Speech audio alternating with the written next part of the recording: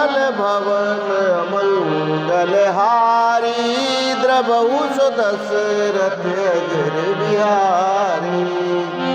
मंगलमय जीवन की स्थापना तथा सभी अमंगलकारी गतिविधियों को दूर करने एवं राजा दशरथ के आंगन में विहार करने वाले अर्थात प्रभु श्री राम जी की तुलसीदास जी भी वंदना करते हैं। चारों राजकुमार थोड़े बड़े हुए तो गुरु वशिष्ठ जी द्वारा उनका यज्ञोपवीत संस्कार कर दिया जाता है और गुरु वशिष्ठ जी के आश्रम तथा गुरुकुल में ही चारों राजकुमारों का विद्याध्ययन के साथ साथ होम, यज्ञ, संध्योपासन के साथ साथ युद्ध कला कौशल एवं राजनीति शास्त्र की शिक्षा प्रभु श्री राम जी को थोड़े ही समय में प्राप्त हो जाती है।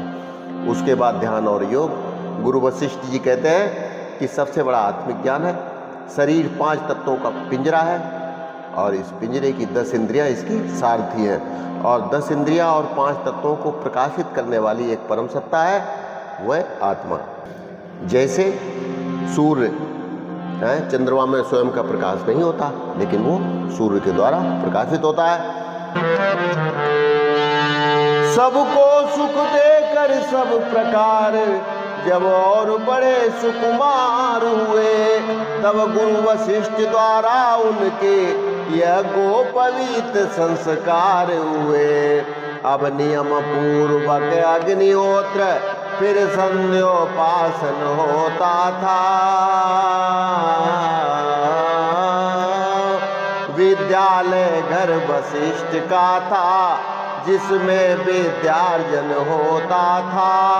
पढ़ लिख कर कुछ ही वर्षों में विद्यानिधि से अवतीर्ण हुए।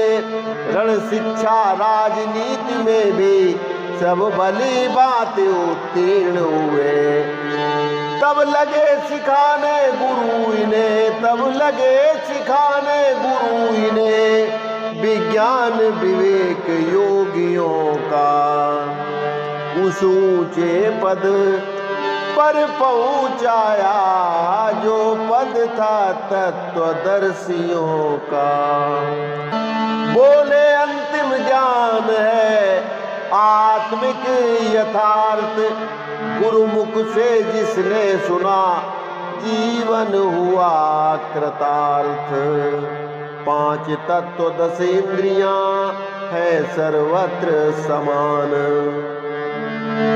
देह सदा ज्ञान है, देही इसमें ज्ञान।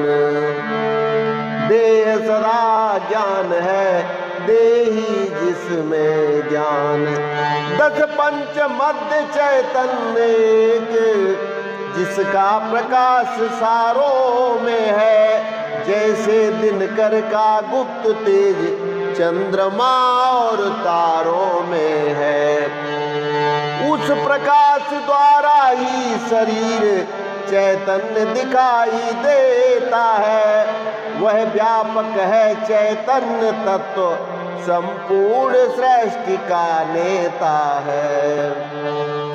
वही सच्चिदानंद तुम हो, वही निज देश तुम्हारा है। जो 3 गुणों से ऊपर है वह पंचकोश से न्यारा है।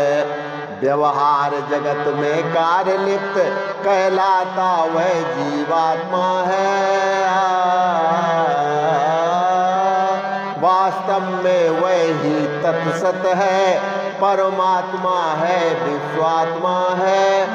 दृष्टा दर्शन दृश्य वही ज्ञाता ज्ञान। सब उसका ही रूप है, सब में वही समान।